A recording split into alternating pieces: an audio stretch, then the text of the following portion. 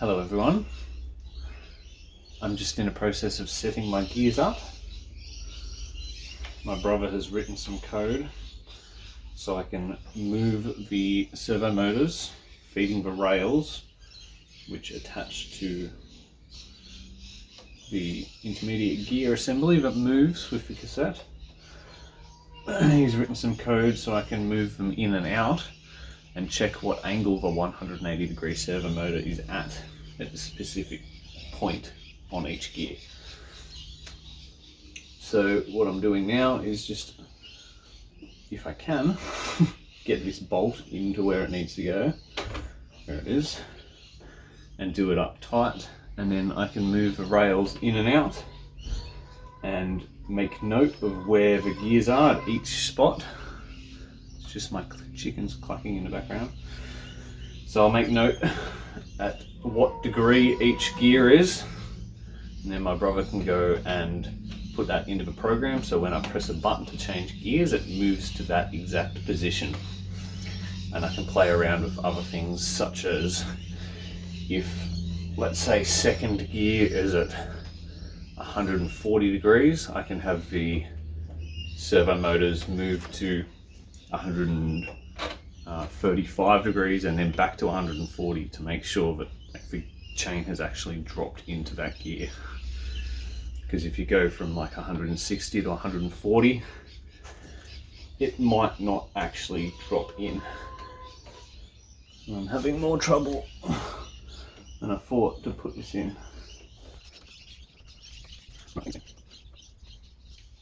Just like everything on this bike, it's very fiddly. Millimeter clearance on everything. Nothing's easy.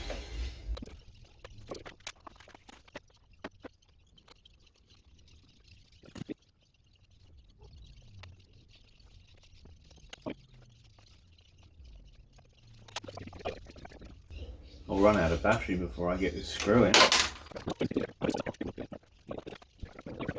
Actually, yeah, I need a swap these out with a flat blade and or a Phillips, and or a oh yeah, just cut like a groove in it and then yeah. No, that's not even long enough. I need to swap it out. I need to swap it out for a Allen head screw, so then I can actually use a proper Allen key just to tighten it up. Still getting interference? well, when it was down, it's interference. When I hold it up there, it goes away and then it comes back. I think maybe Yeah, it's that's fine. like you don't want to sort of have it coming over the electronics because Mm. you know. Can you wrap it in shielding? I guess so.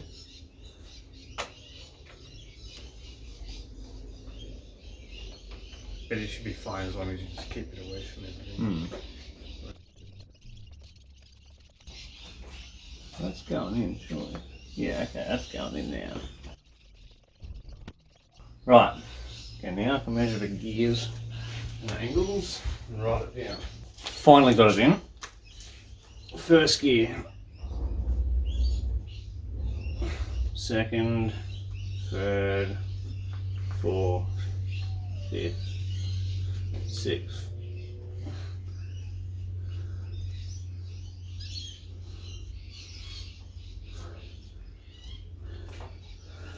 Then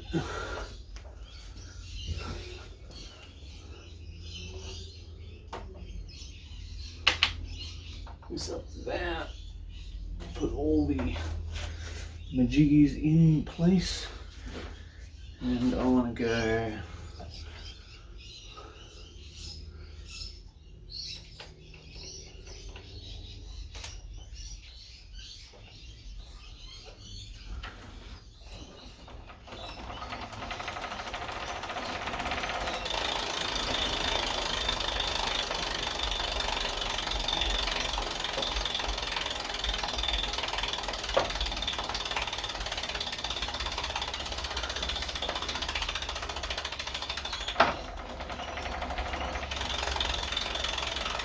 That's pretty much in the middle, and it's 169, 170 to 168.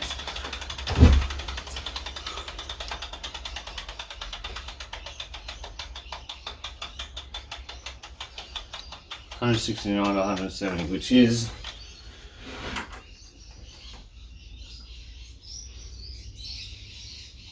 $169 to 170, which is the full limit. So if I do this,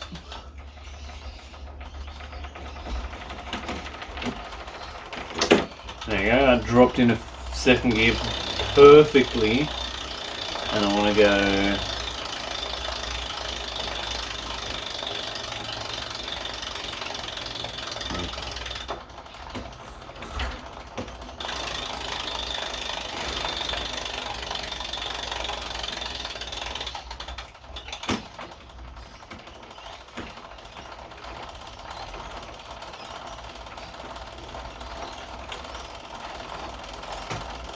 yeah, it's just scraping there, which is 143 and 143.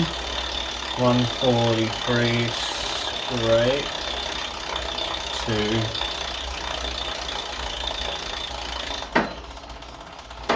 that one.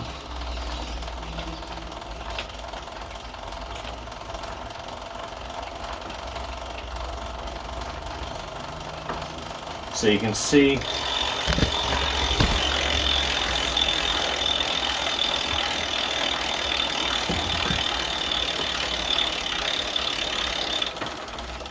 the slight gap between this one and the chain is opened up a bit.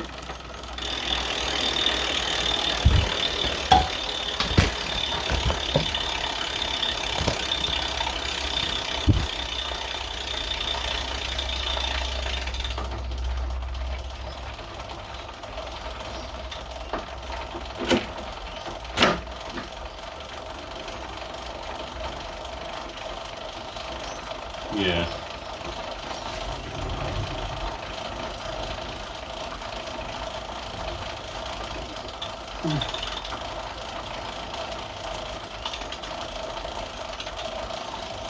So you're just like slowly doing a bit at a time until Yeah. How is that there? 140. And then So how does it change? Like, is it at some point it's just going to click over? Like, yeah, once the chain starts to rub on the edge of a, once the sprockets start to rub on the edge of a chain ring, it does that. yeah. So it drops at 117.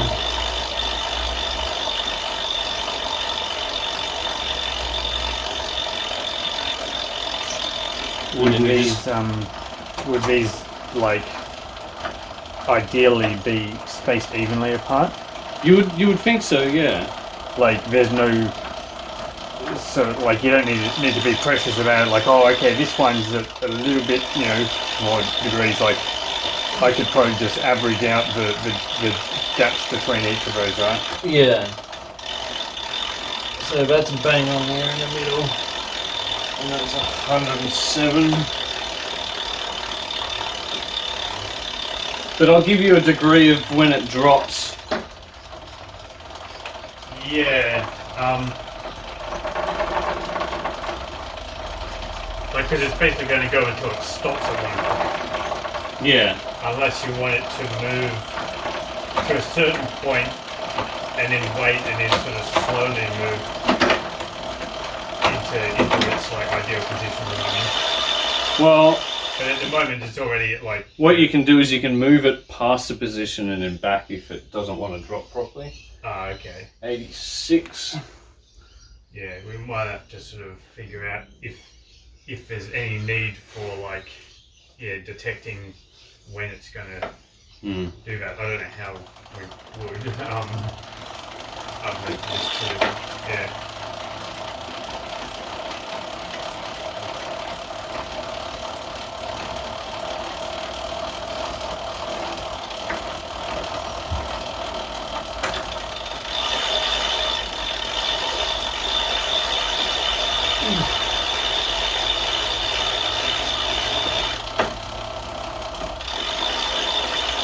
76.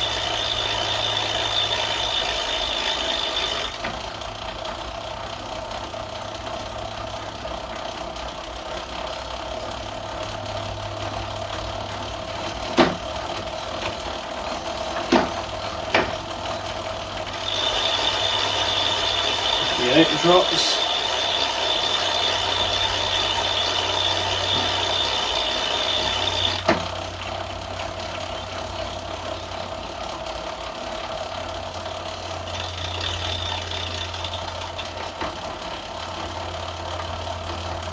Pretty good. 46.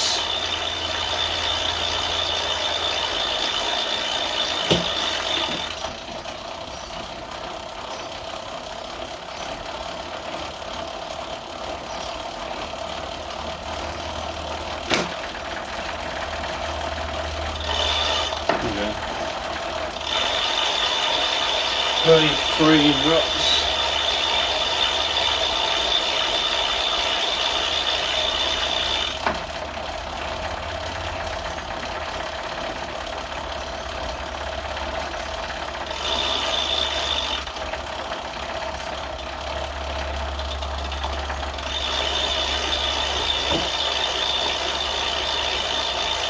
Pretty good. 23.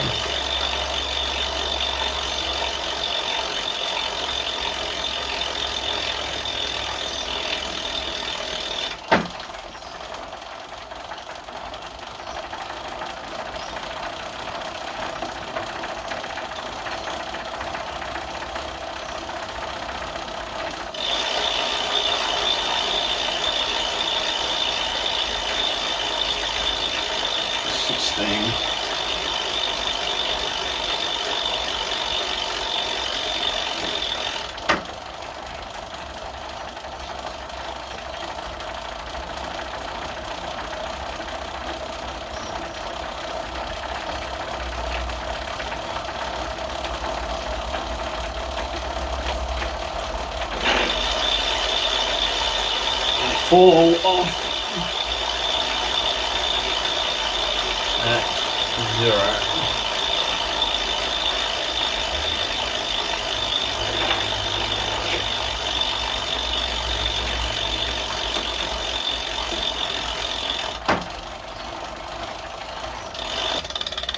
I'll give you a bird's eye view of shifting up.